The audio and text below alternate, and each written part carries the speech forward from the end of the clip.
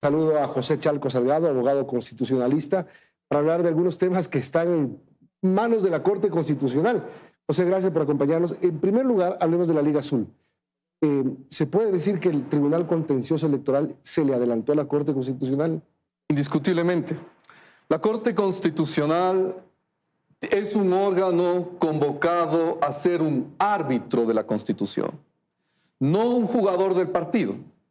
Es un árbitro que debe tener la capacidad de suspender el partido, de terminar el partido o de sancionar, no de tirar el balón más adelante, no de ponerse en el juego precisamente del vaivén político. Yo creo que la Corte Constitucional indiscutiblemente se ha demorado, ha perdido las oportunidades que el país requiere para la institucionalidad, por convertirse en una corte de los fines de semana, una corte que no ha entendido que su oportunidad aleccionadora es necesaria precisamente para que todos los días, a cada minuto, se gestione, se institucionalice sus decisiones.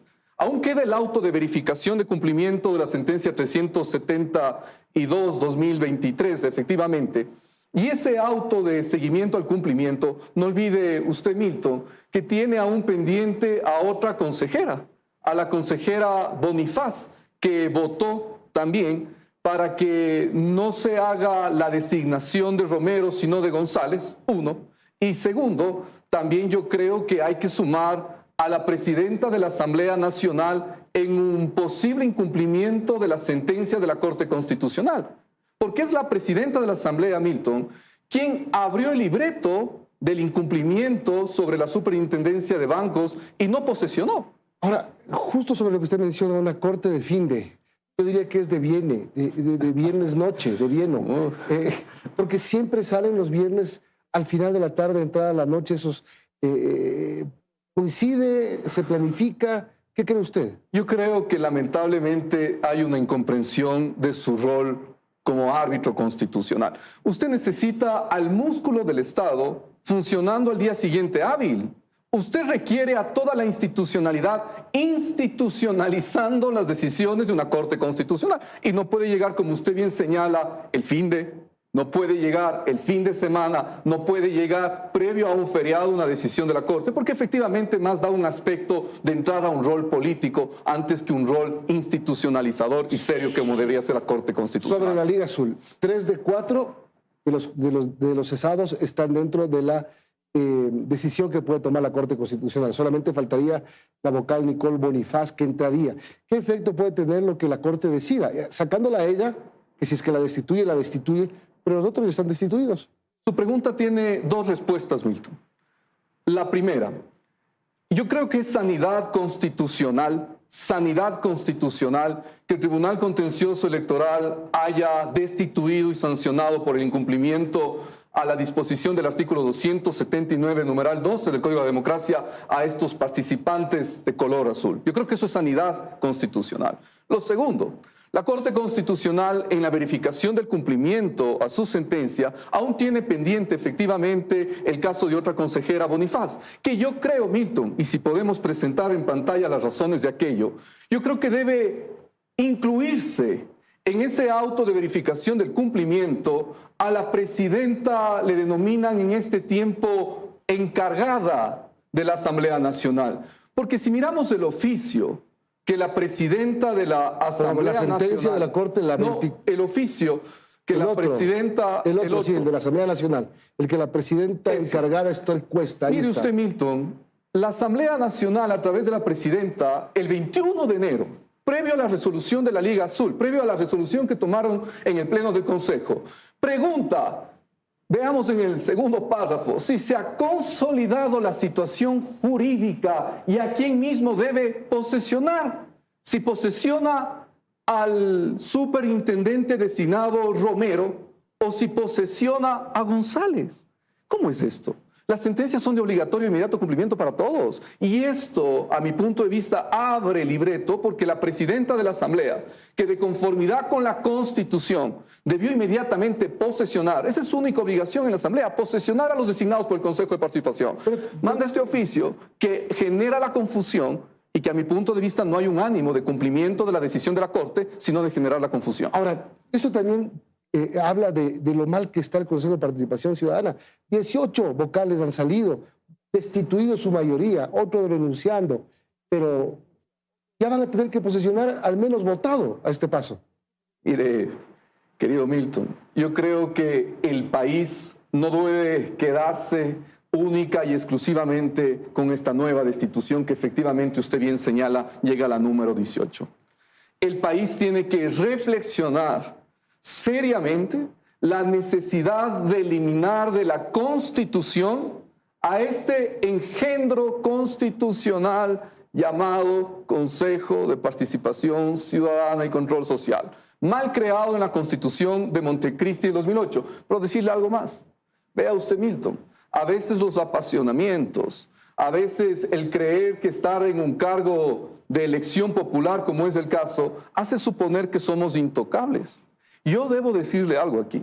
Vea usted que con el camino, el pasar de los días, los meses y los años, vienen las sanciones.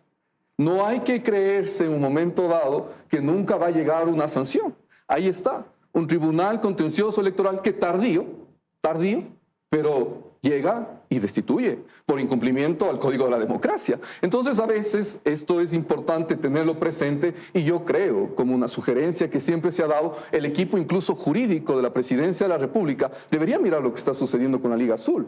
No solamente para aplaudirlo, sino para plantear al país la eliminación del Consejo de Participación y para ser mesurados, para tener algo de cuidado con estas olas a las que han llevado, quizás de considerar que no es necesario licencias, de considerar que no es necesario pedir permiso para hacer campaña y demás, porque podría generar después estas dificultades. Hay otra decisión que está en manos de la Corte que aparentemente ya la tomó, pero por un voto salvado no la puede publicar. Mire, la Corte Constitucional, y hay que decirlo con rigurosidad, no habla por comunicados como nos ha tenido acostumbrados en este último tiempo. Una Corte Constitucional habla por sentencias y por dictámenes. Muy mal los comunicados que han empezado a sacar los días viernes, porque generan esta inestabilidad, generan este absurdo al país y una falta de oportunidad y actitud aleccionadora.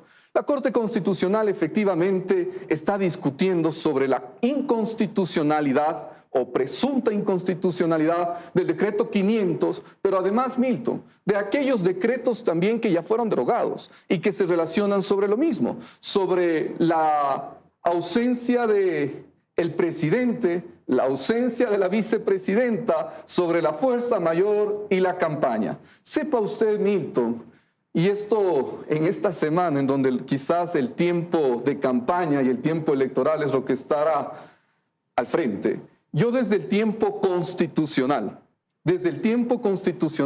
y no mirando otras cuestiones, debo decirle a usted que por el principio de ultraactividad y el principio de conexidad, es decir, aquellas normas, lo primero, que generan efectos en el tiempo pese a ser derogadas, y de conexidad, es decir, aquellas normas que se conectan con otras, la Corte Constitucional puede ser muy fuerte en lo que decida. ¿Respecto a qué? Respecto preciso.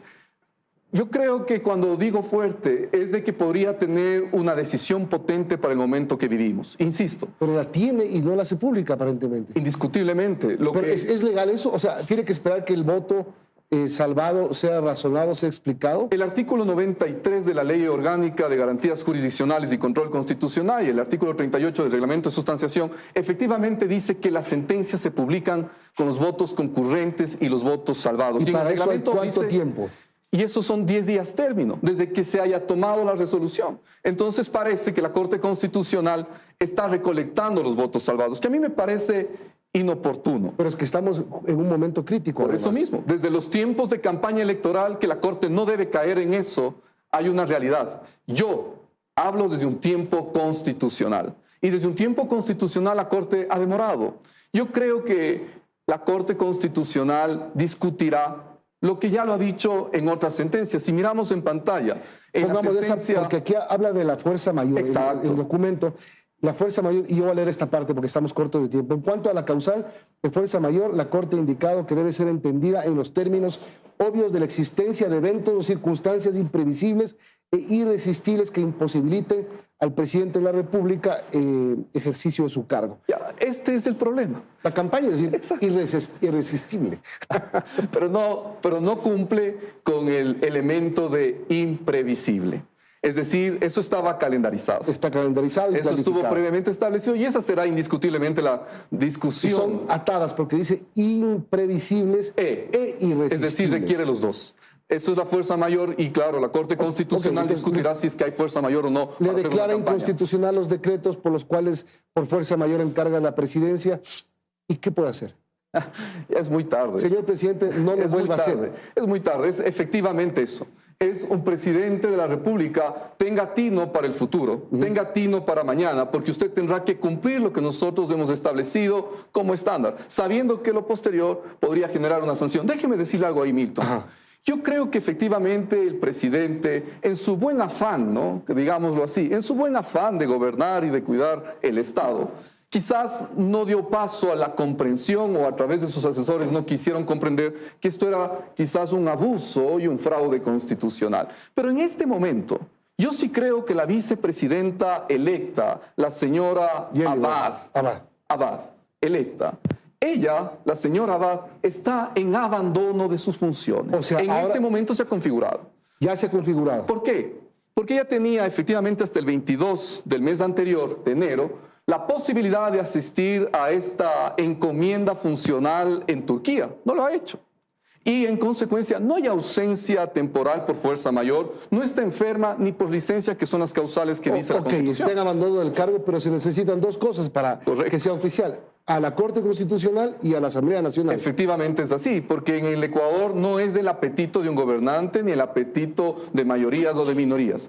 En respeto al orden constitucional, yo puedo decirle a usted que la vicepresidenta Abad está en abandono de sus funciones, pero eso requiere que la Corte Constitucional lo verifique previamente, de conformidad con el artículo 145, numeral 5 de la Constitución, y que la Asamblea posteriormente lo vote y lo mire así. El gobierno debería presentar una denuncia a la Asamblea Nacional para que se vote. Ese es el camino correcto, más allá de los estiramientos conceptuales. Puede ser después de las elecciones, porque ahorita están con licencia los candidatos a la reelección y la Asamblea no tiene un buen bloque porque algunos se le han ido.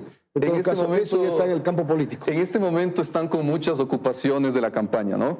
Pero precisamente sin los estiramientos conceptuales y mirando exclusivamente los momentos del orden constitucional, ese es el camino y eso es lo que le haría bien al país si es que queremos precisamente que las cosas se hagan conforme a la Constitución. Gracias, doctor. José Chalco Salgado, abogado constitucionalista.